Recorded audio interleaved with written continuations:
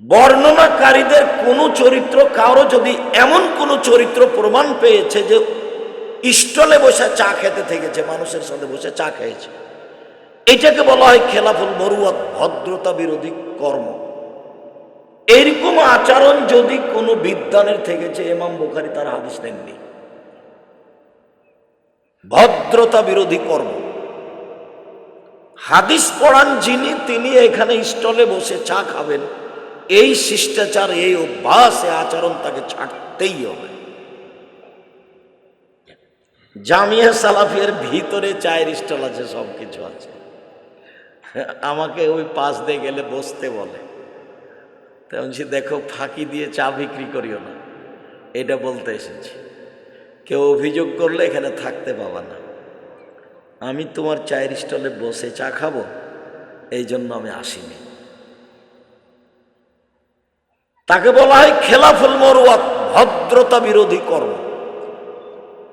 5 জন বর্ণনাকারী আছে অত্র হাদিসে, কারো ব্যাপারে কোনো প্রকার ভুলে যাওয়া, কোনো দোষ ত্রুটি, ভদ্রতা বিরোধী আচরণ, মানুষের সাথে লেনদেনে মিথ্যা, গ্রামবাসী তার উপরে মিথ্যা আরোপ করেছে, কেউ খারাপ মন্তব্য করেছে, এরকম কোনো প্রমাণ নেই।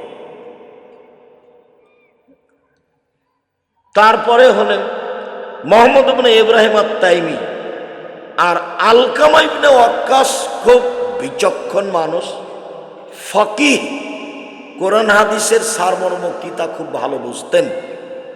তো তিনি সাহাবী না তাবেঈ, এই নিয়ে বিদ্বানদের 2 মত আছে।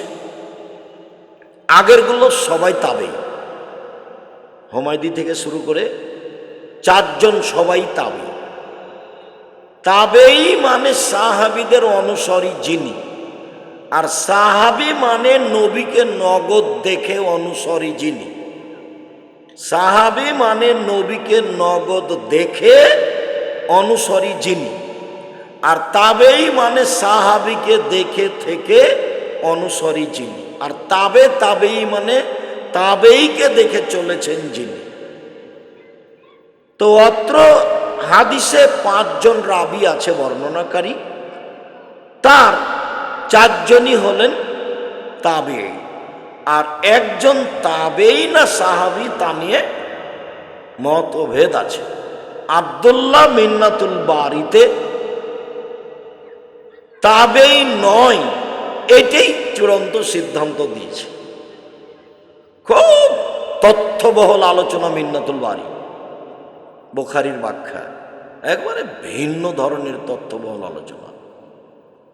আলবানী যে 4টা হাদিসকে জয়ীফ বলেছেন বুখারীর, এমন লিখা হয়েছে, পড়লে মনে হবে যে আলবানীর বড় ভুল হয়ে গেছে, এরকম মনে হবে।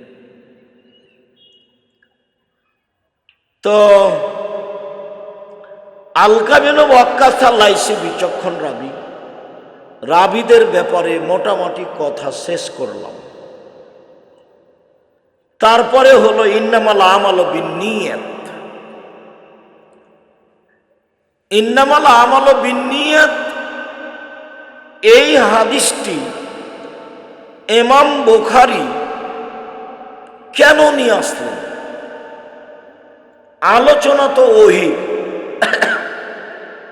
তো এখানে তো ওহীর কোনো কথা নেই, যার কারণে একচাটিয়া বিদ্বানগণ বলতে চেয়েছেন যে ছাত্র শিক্ষক সবাই যেন নিয়তটা ঠিক করে নেয়। পড়তে পড়তে কয়দিন পরে একজন বলছে গার্মেন্টসের চাকরি নিবি, বেতন 30,000, তখন বলছে যে বুখারীর দার্স থাক, গার্মেন্টসে যায় টাকা।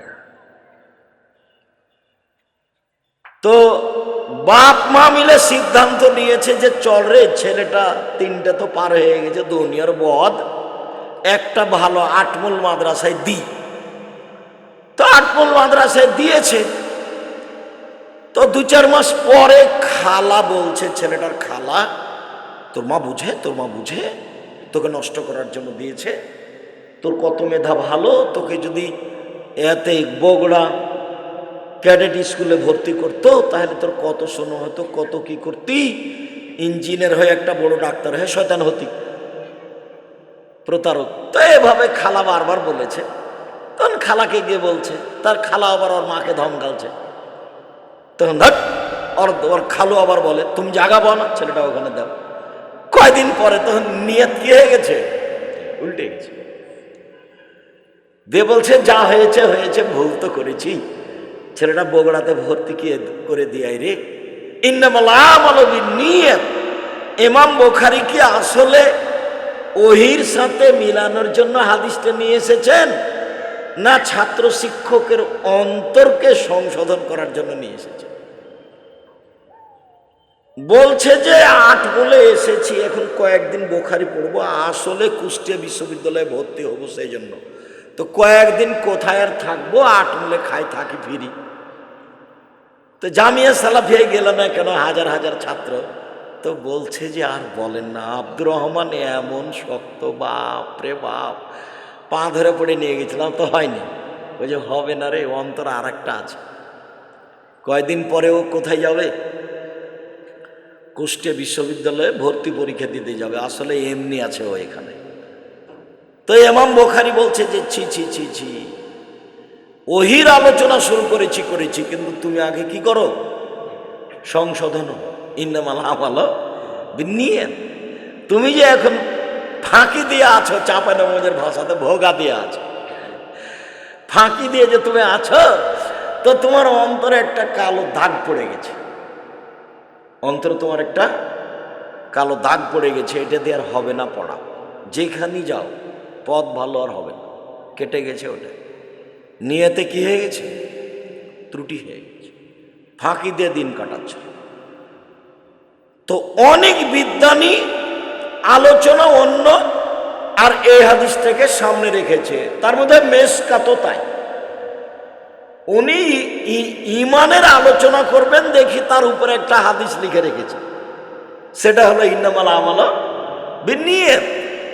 তো মেশকাতের লেখক ও ছাত্ররাকে বলছে, দেখো আমি হাদিসটা নিয়ে এসে নিজেকেও সংশোধন করতে চেয়েছি, ভালো মানুষ করতে চেয়েছি, তোমরা যারা পড়ছো তারা একটু তোমরা কি করো, ভালো মানুষ হওয়ার চেষ্টা করো। নিয়তে ত্রুটি থাকলে সব যাবে, নিয়তে ত্রুটি থাকলে মিথ্যার আশ্রয় নেওয়া লাগবে, আর মিথ্যা যখন ঢোকে যাবে তখন আর সেটা ভালো থাকবে না। ইমাম বুখারী ওহী দিয়ে আলোচনা শুরু করেছেন আর তাওহীদ দিয়ে আলোচনা শেষ করেছেন। ওহী দিয়ে আলোচনা শুরু করেছেন আর তাওহীদ দিয়ে আলোচনা শেষ করেছেন। কেন এভাবে করলেন?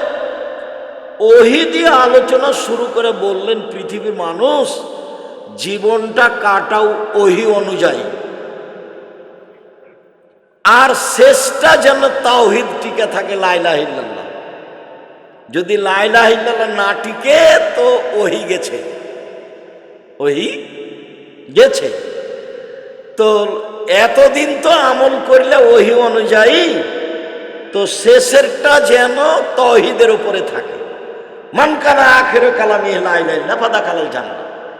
কারো যদি বাক্য হয় শেষ কালেমা লা ইলাহা ইল্লাল্লাহ, সে জান্নাতে চলে গেছে, তাহলে তাওহীদ আছে। সেই জন্য ইমাম বুখারী ওহী দিয়ে আলোচনা শুরু করলেন আর তাওহীদ দিয়ে শেষ করলেন। কেন?